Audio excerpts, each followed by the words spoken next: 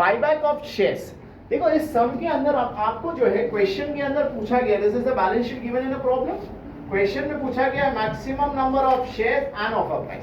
इसके पहले मैंने एक वीडियो बनाया था जहां पर आपको ऑफर प्राइस दी गई थी, उस वीडियो को जरूर देखना। उसके अंदर जो है मैंने आपको एक क्वेश्चन पूछा है, जरूर कमेंट बॉक्स में कमेंट करना, ध्यान दीजिए। अब यहाँ पर इस वीडियो के अंदर 3 रूल्स अगेन देखो। रूल्स जो है जिन्होंने अब तक स्क्रीनशॉट नहीं मारा है स्क्रीनशॉट मार लीजिए। ये रूल्स जो जितना मैंने ब्लू में लिखा है, ये ब्लू हमारा फिक्स है, फिल इन द ब्लैंक करना है बस। ओके, ध्यान दीजिए।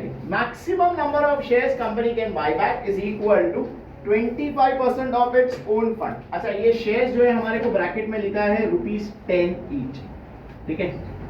25 लाख 10 रुपए का एक share, can I right 2,50,000 shares है, 10 रुपए का एक। So hence company can buy back 25% into 2,50,000। देखो यहाँ कंफ्यूज नहीं होना, 25 लाख नहीं आएगा, 2,50,000 आएगा।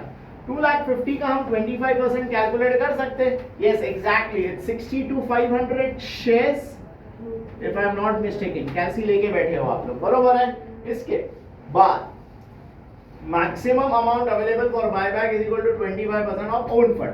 नाउ ओन फंड के अंदर क्या आता है, सबसे पहले तो प्रेफरेंस इक्विटी शेयर कैपिटल 25। अगर पार्टली पेड होता तो आप उसको फुली पेड करके लिखते हैं। प्रेफरेंस शेयर नहीं है तो नहीं लिखेंगे, ये मैंने आपको रेफरेंस के लिए देखा हूं। रिजर्व में सिक्योरिटी प्रीमियम, ये सब ओन फंड का पार्ट है। General reserve, profit and loss, क्या हम इन सबको प्लस कर सकते हैं? Is it 5 lakhs, this is general reserve 10 lakhs and profit and loss is 10 lakhs। I hope यहां तक सबको समझ में आया। टोटल किया तो 50 lakhs, यस एग्जैक्टली। नाउ मेरा टोटल ओन फंड आ गया, कितना आ गया total own fund? 50 lakhs। I hope समझ में आया। Whereas 25% of own fund 50 lakhs का 25% is it? Yes, exactly 12,50,000। Calci use करते रहो, साथ में वर्किंग करते रहोगे तो समझ में ज्यादा बेटर आ जाएगा। नाउ ये हमारा एज पर रूल नंबर 2 आ गया। रूल नंबर 3 के हिसाब से डेट। डेट का मतलब होता है उधारी। उधारी में क्या आता है? डिबेंचर्स, लोन वगैरह। अब आपके पास इस सम के अंदर डेट एक ही है, 10% डिबेंचर्स 25 lakhs to 125। अगर 225 लाख है तो 1 कितना होगा? यस, क्या बात है, आंसर्स फटाफट दे रहे हैं आप लोग।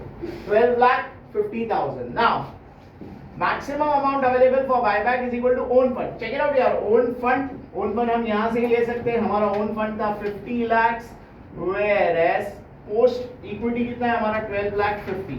सो कैन आई राइट 37,50,000 हमारा maximum amount available for buyback है as per rule number 2, sorry rule number 3। Rule number 2 में कितना आया? 12.5 लाख, 12,50,000। रूल नंबर 3 में कितना आया? 37,50,000। On comparing rule 2 and rule 3, बोलो whichever is less not higher. 1250, 3750, yes exactly। maximum amount available for buyback is ₹12,50,000।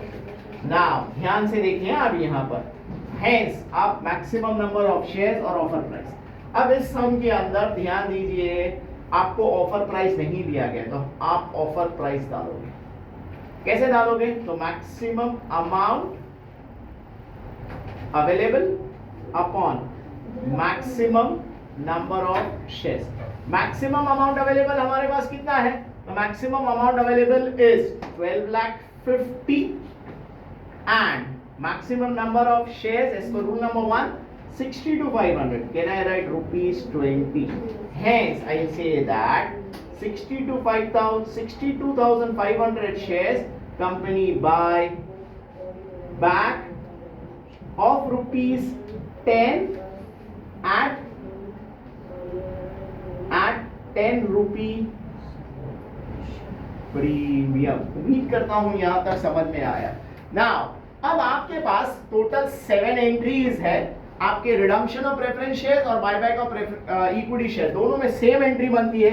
Entry number 1 conversion of partly paid up shares into fully paid up इस sum के अंदर नहीं आएगी। क्यों नहीं आएगी?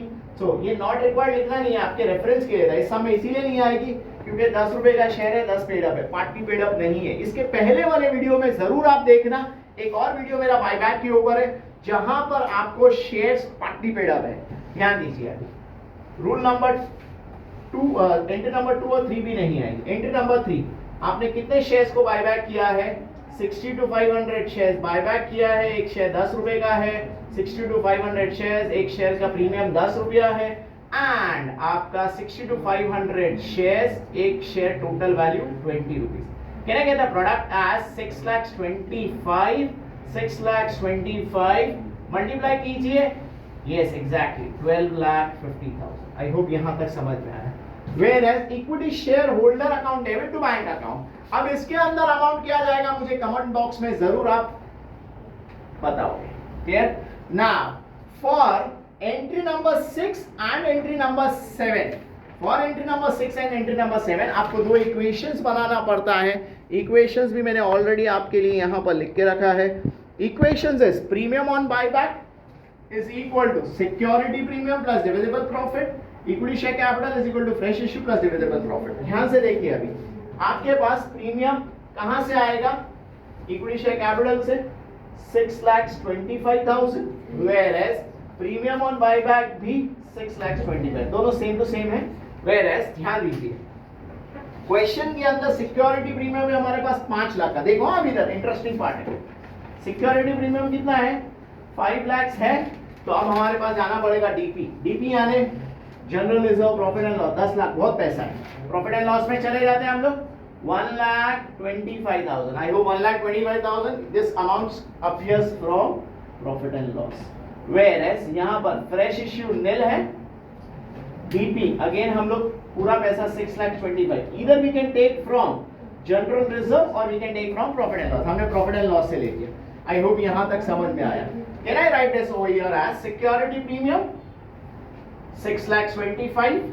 Sorry, security premium कितना है हमारा? 5 लाख। आई होप नजर आ रहा है। Security premium 5 lakh.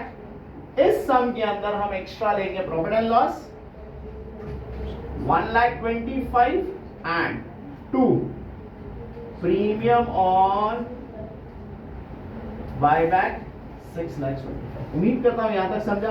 Profit and loss to capital redemption reserve 6,25,000। I hope यहां तक समझ में आ गया। सेम 7 स्टेप्स का सम है। आपको ये 7 स्टेप्स को फॉलो करना है। Clear redemption of preference shares भी सेम सम है।